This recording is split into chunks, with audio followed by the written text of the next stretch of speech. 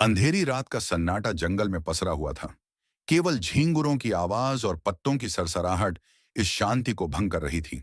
पांडव और कुंती अपनी अनिश्चित यात्रा पर थे।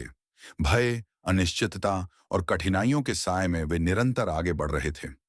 विदुर के अलावा महल में कोई उनका अपना न था। भीष्म और द्रोण तटस्थ थे और विदुर भी खुलकर उनका साथ नहीं दे सकते थे। कुंती की आंखों में पीड़ा थी। उनके बेटे यह देख व्याकुल हो उठते, लेकिन उनकी असहायता उन्हें और अधिक निराश कर देती। जंगल के अंधकार में भटकते हुए कभी कभी जब यात्रा असहनीय हो जाती, भीम अपनी मां को पीठ पर और भाइयों को अपने कंधों व बाहों में उठा लेता। राहगीर जब इस दृश्य को देखते तो वे न केवल भीम की शक्ति पर चकित होते, बल्कि उसकी अपने परिवार के प्रति निष्ठा को देखकर अभिभूत हो जाते। कुछ समय बाद वे एक गांव में पहुंचे, जहां एक ब्राह्मण दंपति ने उन्हें शरण दी। रात के अंधेरे में जब सब सो रहे थे, कुंती ने सुना कि ब्राह्मणी रो रही थी। कल तुम्हें राक्षस बकासुर के पास जाना होगा। अगर तुम मारे गए तो मैं और हमारी बेटी इस दुनिया में बेसहारा हो जाएंगे। उसकी आवाज कांप रही थी। कुंती की आंखों में चिंता झलक उठी।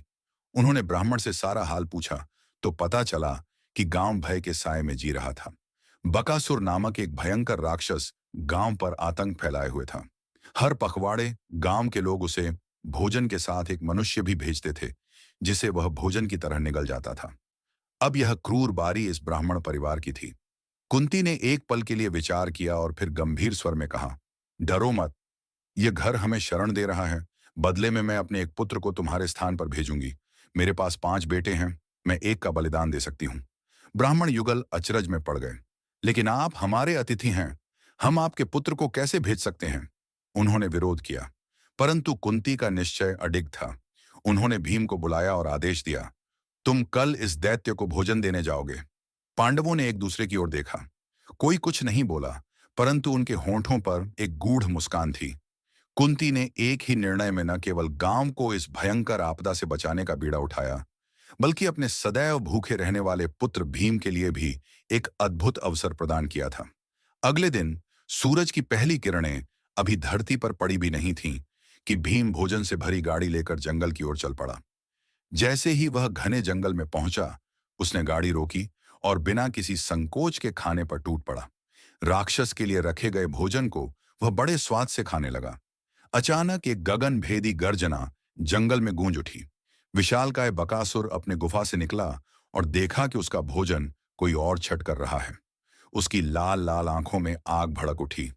तू तूने मेरा भोजन खा लिया? अब मैं तुझे खा जाऊंगा, बकासुर ने गरजते हुए कहा और भीम पर झपट पड़ा। परंतु भीम बिना किसी भय के मुस्कुराया। उसने राक्षस को एक हाथ से पकड़ लिया और दूसरे हाथ से भोजन जारी रखा। बकासुर ने पूरी ताकत से हमला किया, लेकिन भीम हिला तक नहीं। जब भोजन समाप्त हो गया, तब भीम ने अपनी पूरी शक्ति से बकासुर को जकड़ लिया। धरती हिल उठी, पेड़ कांप उठे, पक्षी भयभीत होकर उड़ने लगे। दोनों के बीच भयंकर युद्ध हुआ। बकासुर की दहाड़ें दूर दूर तक सुनाई दी, लेकिन भीम अडिग रहा। अंततः भीम ने उसकी गर्दन मरोड़कर उसे धराशायी कर दिया। अगली सुबह गांव वालों ने देखा कि एक गाड़ी गांव की ओर बढ़ रही थी, परंतु उसमें भोजन का दानवी रक्षक नहीं, बल्कि बकासुर की मृतदेह पड़ी थी। लेकिन वह परिवार जिसने उन्हें शरण दी थी और वह रहस्यमयी ब्राह्मण विधवा और उसके पुत्र कहीं नजर नहीं आ रहे थे। गांव वाले आपस में फुसफुसाने लगे, वे साधारण ब्राह्मण नहीं थे, वे अवश्य क्षत्रिय रहे होंगे। आखिर यही तो योद्धाओं का धर्म है, निर्बलों की रक्षा करना, बिना किसी इनाम या पहचान की इच्छा के।